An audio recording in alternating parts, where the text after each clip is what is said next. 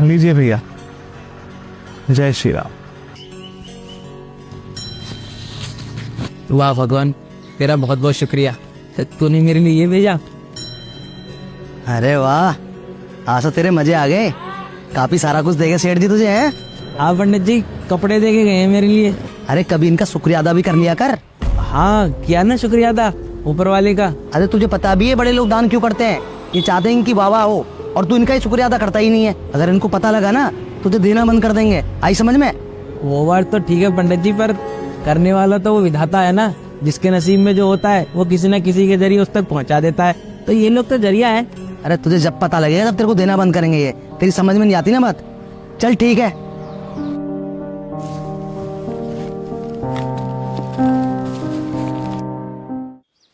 अरे सेठ जी, राधे राधे। राधे राधे पंडित जी। अरे अच्छा हुआ आप मुझे मिल गए, मैं कल भी आपको रोकने वाला था। अरे इन लोगों को दान क्यों देते हो आप? इनको दान आप देते हो, भलाई आप करते हो, और गुणगान किसी और का गाते हैं। और तो और आपकी बुराइयां करते हैं पीछे से। अच्छा, मैं इस बात का ध्यान रखूंगा। एक मिनट पंडित जी, आज शाम को ना घर पे पूजा भी है, कृपया करके आप जरूर आइएगा। और पूजा आप ही ने करनी है, आपकी दक्षिणा आपको शाम को देता हूं मैं। ठीक है जी।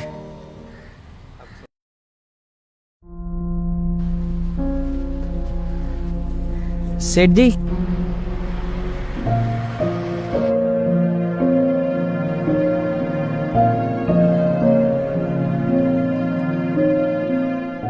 अच्छा यजमान, मैं चलता हूँ, और पूजा पाठ कराते रहा करो।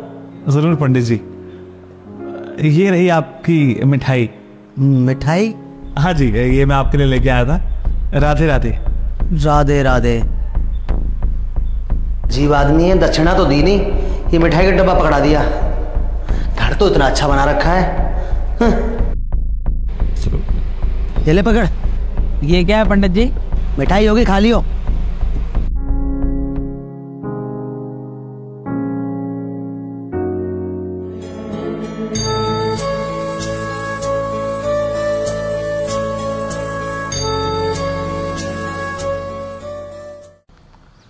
राधे राधे पंडित जी। राधे राधे। कैसी लगी आपको मेरी मिठाई कल? अच्छी थी मिठाई। मिठाई अच्छी लगी आपको? हाँ हाँ, मिठाई बहुत अच्छी थी। अरे पंडित जी, आपने घर जाकर के मिठाई का डिब्बा खोल के देखा भी था कि उसमें क्या है? अरे यजमान, मिठाई के डिब्बे में मिठाई होगी ना, और क्या होगा? अरे पंडित जी, उसमें मिठाई नहीं थी, दक्षिणा थी आपकी। वो तो मुझे कल लिफाफा नहीं मिल रहा था। अरे सुनो, कोई लिफाफा दो ना, वो पंडित जी को दक्षिणा देनी है। लिफाफा तो नहीं है घर में, ये खाली मिठाई के डिब्बे पड़े हैं, ये दे दूं? अच्छा लाओ, मिठाई का डिब्बा ही ले आओ।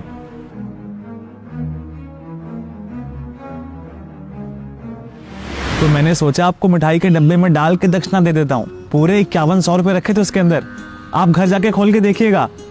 राधे राधे। करने वाला तो वो विधाता है ना। जिसके नसीब में जो होता है वो किसी न किसी के जरिए उस तक पहुंचा देता है, तो ये लोग तो जरिया है।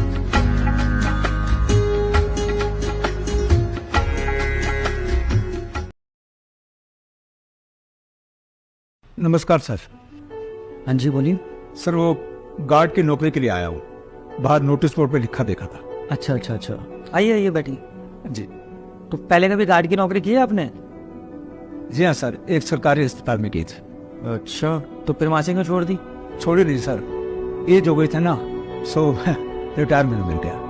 तो रिटायरमेंट मिल गया तो एंजॉय करो ना, सारी जिंदगी काम ही करते रहोगे। कंधों पर जब जिम्मेदारी का बोझ होना तो जिंदगी भर काम करना ही पड़ता है। ये एंजॉय रिटायरमेंट सब मेरे जैसे के लिए नहीं बना साहब। ऐसी तो कौन सी जिम्मेदारी आ गई आप पर जो इतनी गहरी बातें कर रहे हैं आप? 3 पोतियों की और 1 बहू की, और सबसे बड़ी बात यह है कि घर में कमाने वाला अकेला मैं ही एक। तो आपका बेटा कुछ नहीं करता क्या? सर मेरा बेटा ट्रक ड्राइवर था, वो 1 साल पहले एक्सीडेंट में चला गया। I am sorry. नहीं नहीं सर, कोई बात नहीं सर। अच्छा, अब ये लीजिए आप, इसके ऊपर अपना नाम और फोन नंबर आप लिख दीजिए, क्योंकि और भी लोग आए थे जॉब के लिए, तो मैं रिव्यू करके फिर आपको फोन करके बता दूंगा जैसा भी होगा। जी सर।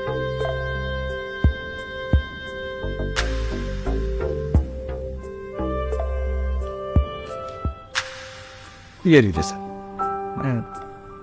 Thank you. मैं आपको बता दूंगा। जी सर। अच्छा सर, अभी जब आप लिख रहे थे तो मैंने देखा कि आपके राइट हैंड पे कुछ लिखा हुआ है। क्या लिखा है वो? सर ये राम का नाम लिखा है। ये मेरी पोती ने मेरे हाथ पे लिखा है। क्यों? दरअसल सर, जब मेरी पोतियां इम्तिहान देने के लिए जाती हैं ना, तो मैं उनके हाथ में राम का नाम लिख दिया करता हूं, ताकि इम्तिहान अच्छा हो या खराब, राम नाम को देकर वो अपने मन को शांत कर सके, क्योंकि करने वाला तो ऊपर वाला है ना। और आज ये काम मेरी पोती ने मेरे साथ कर। किसी ने सही कहा है सर, बच्चे वही सीखते हैं जो आप उन्हें सिखाते हैं। जी सर। ठीक है सर, मैं आपको बता दूंगा जैसा भी होगा। ठीक है सर, थैंक यू सर।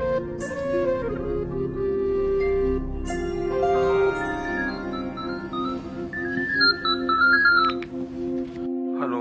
हाँ जी, वेद प्रकाश जी बात कर रहे हैं? जी सर। सर मैं बाजवा कॉम्प्लेक्स से बात कर रहा हूँ। आप वो कुछ टाइम पहले आए थे ना गार्ड की जॉब के लिए?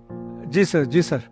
सर आप कल से आ जाइए 9 बजे, मैंने आपको चुना है। Thank you sir, thank you very much sir. अरे सर थैंक यू वगैरह मत बोलिए, आप बस कल से आ जाना।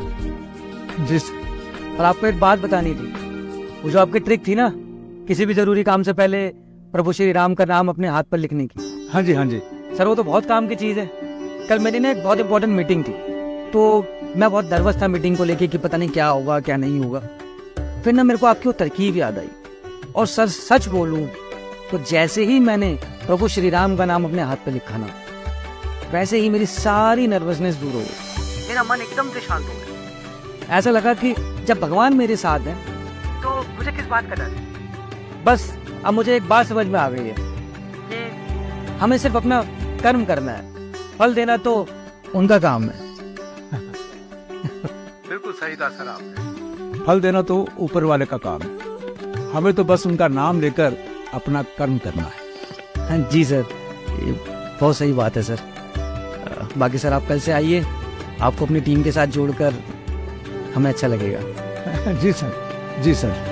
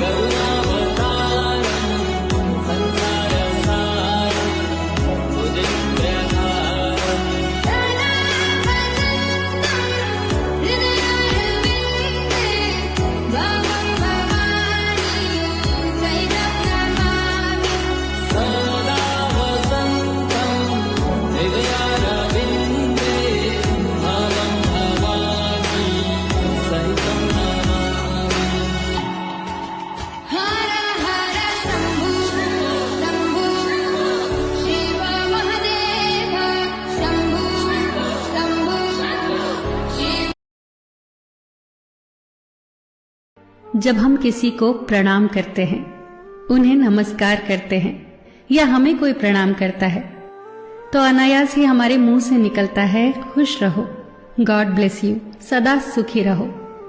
ये जो प्रणाम के उत्तर में हमारे मुंह से निकलते हैं ना, ये कोई साधारण शब्द नहीं है, ये दुनिया के सबसे कीमती शब्द हैं।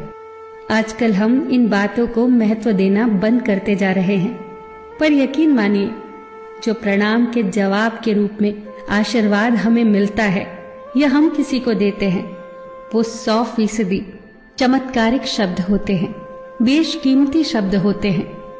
एक बहुत प्यारी कथा कहने जा रही हूं। महाभारत का युद्ध चल रहा था। एक दिन दुर्योधन के व्यंग से आहत होकर भीष्म पितामह यह घोषणा कर देते हैं कि मैं कल पांडवों का वध कर दूंगा। इस घोषणा का पता जैसे ही पांडवों को चलता है तो उनके शिविर में बेचैनी बढ़ जाती है। सभी को भीष्म पितामह की क्षमताओं के बारे में पता था, इसीलिए सभी अनिष्ट की आशंका से परेशान हो जाते हैं। तभी श्री कृष्ण द्रौपदी से कहते हैं, तुम अभी मेरे साथ चलो। श्री कृष्ण द्रौपदी को लेकर सीधे पितामह भीष्म के शिविर में पहुंच जाते हैं।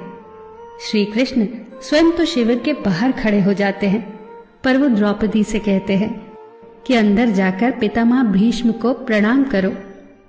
जैसे ही द्रौपदी ने शिविर के भीतर जाकर पितामह भीष्म को प्रणाम किया, तो पितामह भीष्म के मुख से द्रौपदी के लिए ये आशीर्वाद निकला, अखंड सौभाग्यवती भव।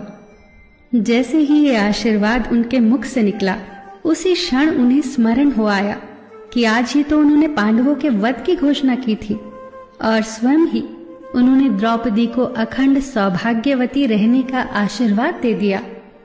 फिर पितामह भीष्म ने द्रौपदी से पूछा, पुत्री, क्या तुम इतनी रात को यहाँ अकेली आई हो या तुम्हें यहाँ श्री कृष्ण लाए हैं? तब द्रौपदी ने कहा, जी पितामह, और वो शिविर के बाहर ही खड़े हैं। शिविर से बाहर निकलकर दोनों ने एक दूसरे को प्रणाम किया और पितामह भीष्म ने कहा, मेरे एक वचन को मेरे ही दूसरे वचन से काटने का काम केवल कृष्ण ही कर सकते हैं।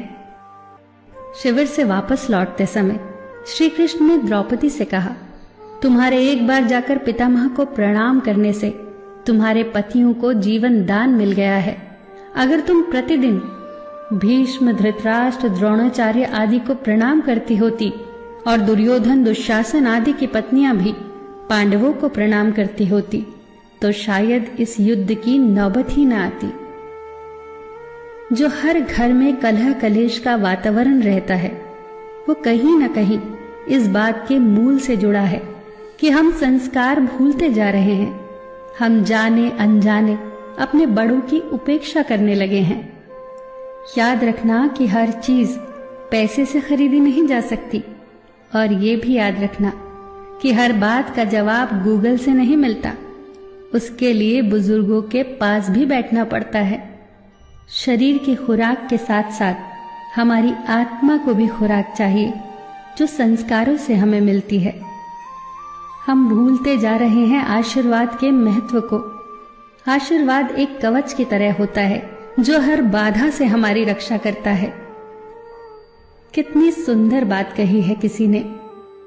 प्रणाम अनुशासन है, प्रणाम शीतलता है, प्रणाम आदर सिखाता है, प्रणाम से सुविचार आते हैं, प्रणाम झुकना सिखाता है, प्रणाम क्रोध मिटाता है, प्रणाम आंसू धो देता है, प्रणाम अहंकार मिटाता है, प्रणाम हमारी संस्कृति है। आप सभी को मेरा सादर प्रणाम।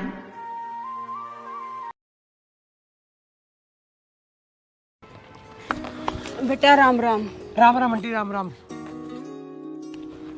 10-5 रुपए दे दे, कल से कुछ नहीं खा लिया। आंटी मेरी बस निकल जाएगी, मेरे पास खुले भी नहीं है। आंटी बस निकल जाएगी मेरी। वो निकलवा दी बस।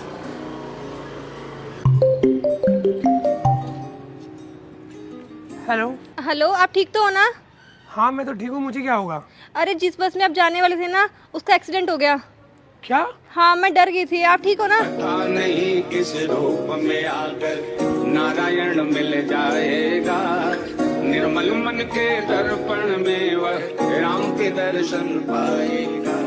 पता नहीं किस रूप में आकर नारायण मिल जाएगा। निर्मल मन के दर्पण में वह राम के दर्शन पाएगा। पता नहीं किस रूप में आकर हो जाते हैं। Oh sorry sorry sorry sorry sorry के बच्चे अंधेव, ये क्या कर दिया? सॉरी। ध्यान कहाँ होता है तुम्हारा? जाओ दफा हो जाओ।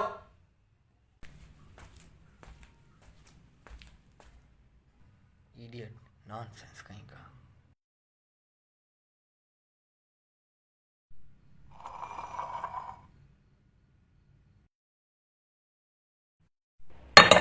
Oh sorry. अरे अरे अरे अरे अरे सर, कोई बात नहीं, हो जाता है कभी कभी।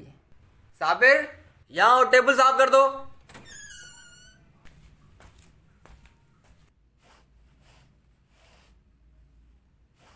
आपने मुझे नहीं डांटा, चाय तो मैंने भी गिराई। सॉरी उसने भी बोला और मैंने भी बोला, लेकिन आपने मुझे कहा कोई बात नहीं। यही अल्फाज आप उसको भी कह सकते थे। वो शायद गरीब था और मैं आपको बिजनेस देता हूं, लाखों का फायदा देता हूं, तो मेरे पे आपका पारा हावी नहीं हुआ है ना? एनीवेज, परसों बंदूक वाला से मीटिंग हो जाएगी मेरी। इंशाल्लाह आपका काम हो जाएगा। चलता हूं।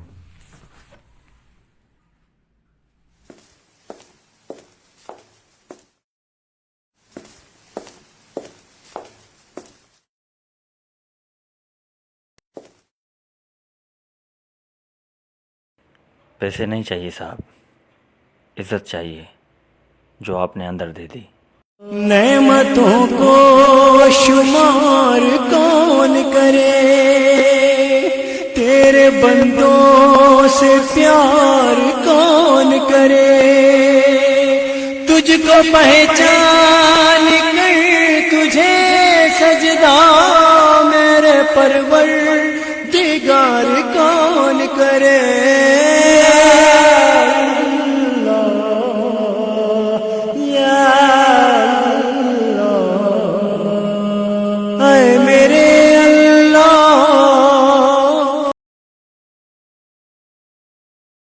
बासमती चावल बेचने वाले एक सेठ की स्टेशन मास्टर से सांठगांठ हो गई। सेठ को आधी कीमत पर बासमती चावल मिलने लगा।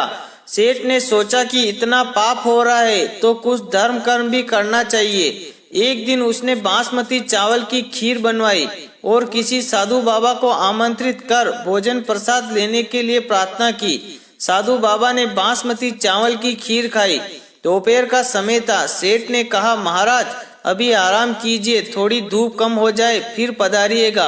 साधु बाबा ने बात स्वीकार कर ली। सेठ ने 100 रुपए वाली 10 लाख जितनी रकम की घड़ियां उसी कमरे में चद्दर से ढक कर रखी थी। साधु बाबा आराम करने लगे।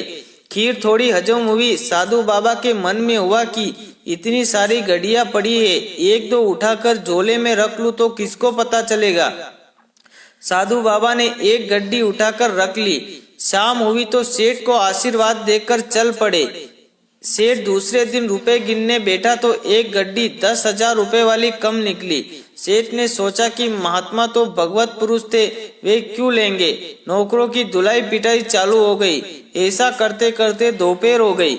इतने में साधु बाबा आ पहुँचे। अपने झोले में से गड्डी निकालकर सेठ को देते हुए बोले, नौकरों को मत पीटना, गड्डी मैं लेकर गया था। सेठ ने कहा, महाराज आप क्यों लेंगे। जब यहाँ नौकरों से पूछताछ हुई तब कोई भय के मारे आपको दे गया होगा और आप नौकर को बचाने के उद्देश्य से ही वापस करने आए हैं, क्योंकि साधु तो दयालु होते हैं। साधु, ये दयालुता नहीं है, मैं सचमुच तुम्हारी गड्डी चुरा कर ले गया था। साधु ने कहा, सेठ तुम सच बताओ कि तुम कल खीर किसकी और किस लिए बनाई थी। सेठ ने सारी बात बता दी कि स्टेशन मास्टर से चोरी के चावल खरीदता हूँ, उसी चावल की खीर थी। साधु बाबा, चोरी के चावल की खीर थी, इसलिए उसने मेरे मन में भी चोरी का भाव उत्पन्न कर दिया।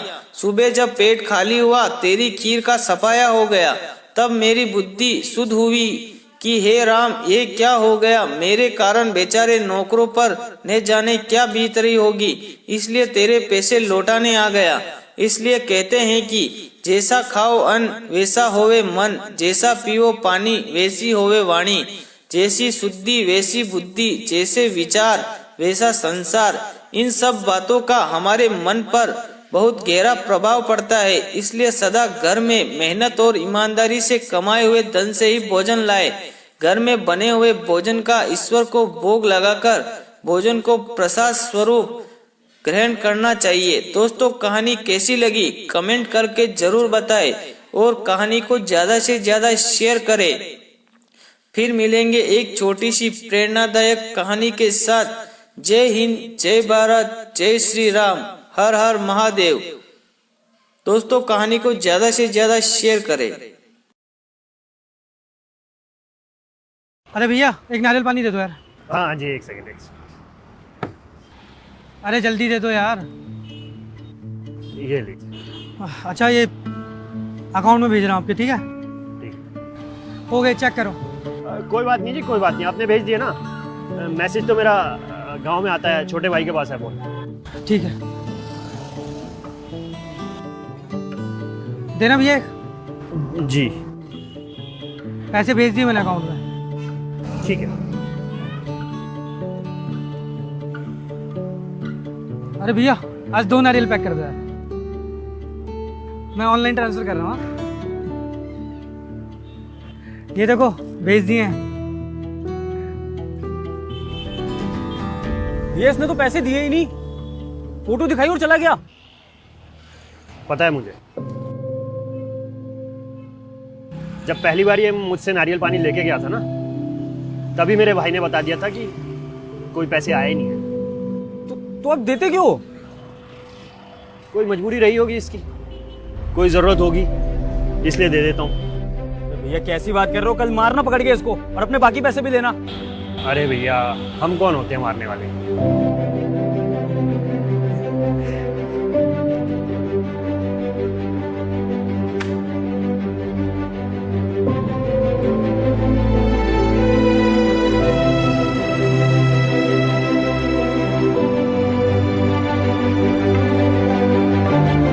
देखो भैया, कुछ चीजें ना भगवान के ऊपर छोड़ देनी चाहिए, क्योंकि हम इंसान को धोखा तो दे सकते हैं पर भगवान को नहीं।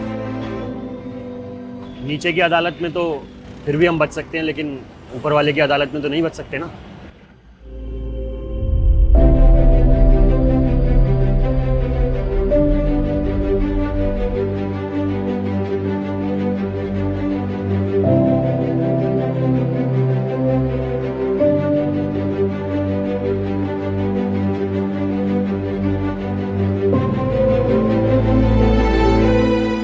दोस्तों, ये वीडियो किसी की ट्रू स्टोरी पर बेस्ड है।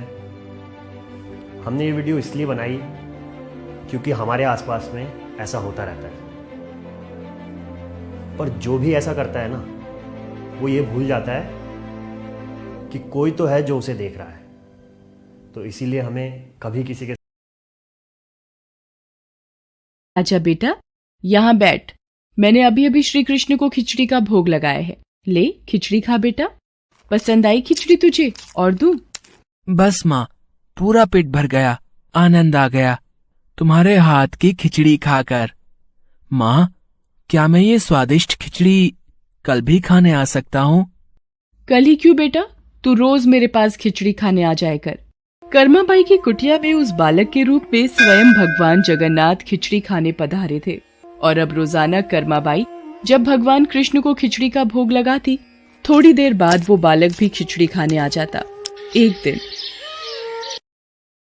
कर्माबाई, भगवान को बिना स्नान किए भोग लगाना अच्छी बात नहीं।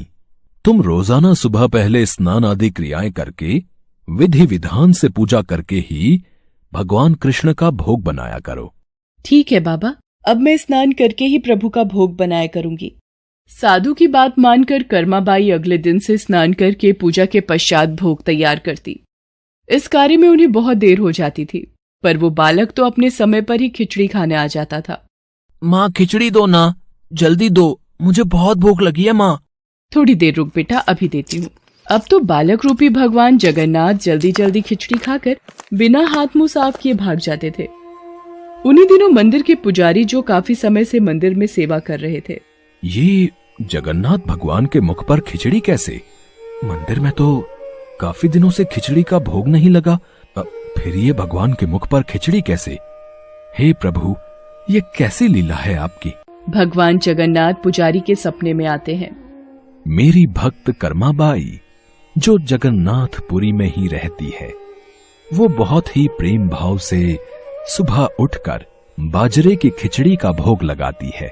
मैं रोजाना सुबह जल्दी उठकर कर्माबाई की खिचड़ी खाने जाता हूँ। मुझे कर्माबाई के हाथ की खिचड़ी बहुत पसंद है।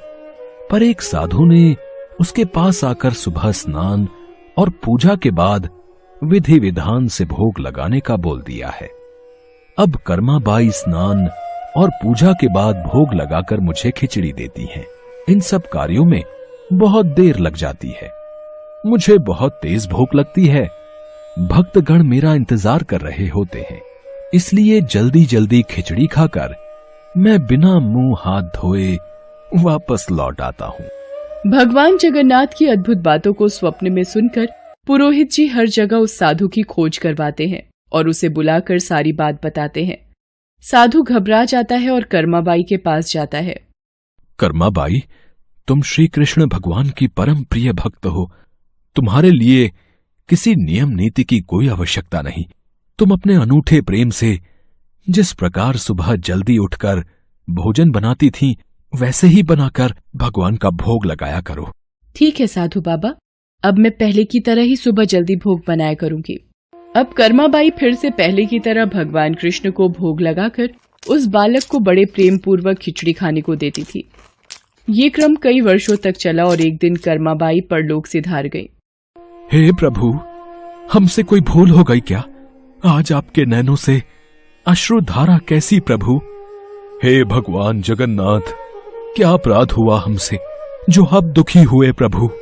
उसी रात भगवान जगन्नाथ राजा और पुजारी के स्वप्न में आते हैं और बताते हैं कि उनकी भक्त कर्माबाई इस लोक से विदा होकर भगवान में विलीन हो गई हैं। अब उन्हें सुबह सवेरे बाजरे की खिचड़ी कौन खिलाएगा, यही उन्हें दुख है। अगले दिन पुजारी जी, जो स्वप्न आपने देखा वही स्वप्न मुझे दिखाई दिया। भगवान जगन्नाथ की प्रिय भक्त कर्माबाई अब इस लोक से विदा हो गई है।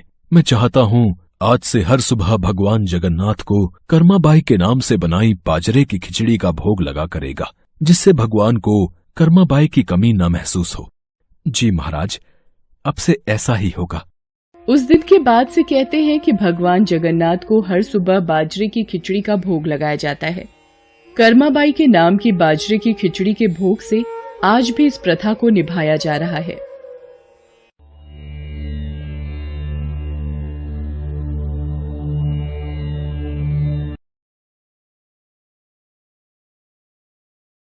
भैया प्रमोद नहीं आए, हमेशा तो वही आते थे सिलेंडर लेकर के। वो थोड़ा उनकी ना तबीयत खराब है। ओ, और आप ठीक हो? हाँ मैं ठीक हूँ। भैया आपके चेहरे से तो आप मतलब परेशान दिख रहे थे, इसलिए मैंने पूछा।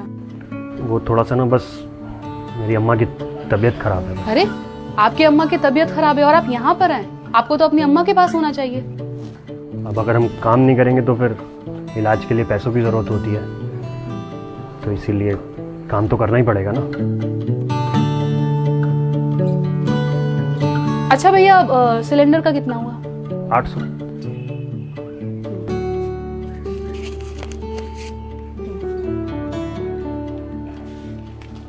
नहीं, आप रख लीजिए।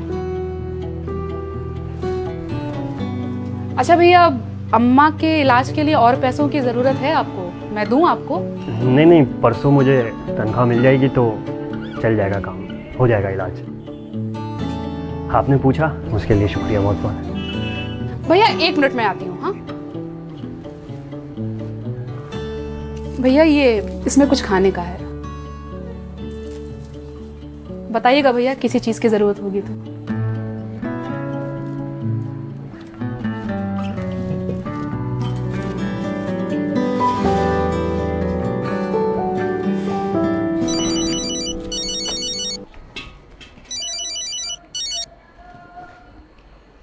हाँ जी। सुनो, अम्मा की तबीयत बिगड़ गई है। क्या? और उन्हें हॉस्पिटल ले जा रहे हैं। अम्मा को अस्पताल ले जा रहे हो? हाँ, तुम पैसे लेकर आ जाओ। पैसे तो परसों मिलेंगे। तो फिर क्या करें? नहीं, ले जाओ अस्पताल में, मैं कुछ जुगाड़ करता हूँ। हाँ ठीक है।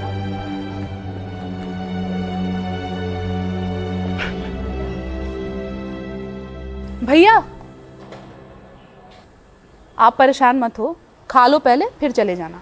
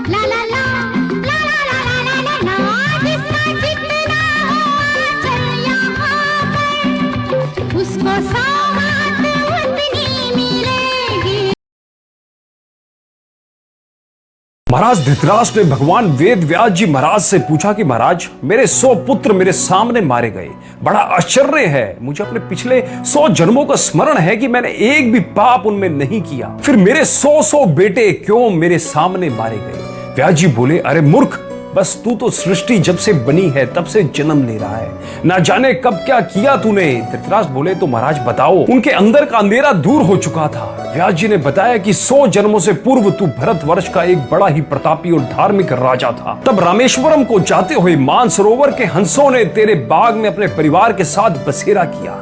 एक हंस की हंसनी गर्भवती थी, वह तुम्हारे पास आया और तुमसे निवेदन किया, मैं अपनी गर्भवती पत्नी को बाग में छोड़े जा रहा हूं, और वह हंस रामेश्वरम चला गया। इधर उस हंसनी ने 100 बच्चों को जन्म दिया। तुमने उन्हें चुगने के लिए मोती दिए, पर एक दिन तुम्हारे रसोइये ने एक हंस के बच्चे को पकाकर तुझे खिला दिया। तुम्हें वह बड़ा स्वादिष्ट लगा और तुमने बिना विचार किए उसे आज्ञा दी कि इसी प्रकार का मांस नित्य पकाया जाए। अब देखो, जीभ इंद्रिय ने बल पकड़ा, तुमने यह भी नहीं पूछा कि यह क्या है, कहां से प्राप्त होता है। तुम मोह में अंधे हो गए और रोज उसी मांस की इच्छा करने लगे और इस प्रकार उस हंसनी के मोती चुगने वाले 100 के 100 बच्चों को तुम खा गए। अब वह हंसनी अकेली रह गई। हंस रामेश्वरम यात्रा से वापस आया तो हंसनी से पूछा कि ये क्या और कैसे हुआ। उसने कहा कि राजा से ही पूछो। हंस ने राजा से कहा कि तुमने मेरे 100 बच्चों का मांस खा लिया। राजा ने रसोइयों को बुलाकर पूछा। उसने कहा कि महाराज, यह तो आपकी ही आज्ञा थी कि इसी प्रकार का भोजन नित्य बनाया करो। राजा धर्मात्मा था, परंतु इस भयंकर पाप से बड़ा घबरा गया। तब हंस हंसनी ने कहा कि तूने अंधे होकर ये काम किया, तू अंधा हो जाएगा और तेरे सामने ही तेरे 100 पुत्र मरेंगे। ऐसा कहकर उन्होंने प्राण त्याग दिए। व्यास जी बोले, हे राजन, 100 जन्म तक तू राजा और वह रानी एक साथ नहीं हुए।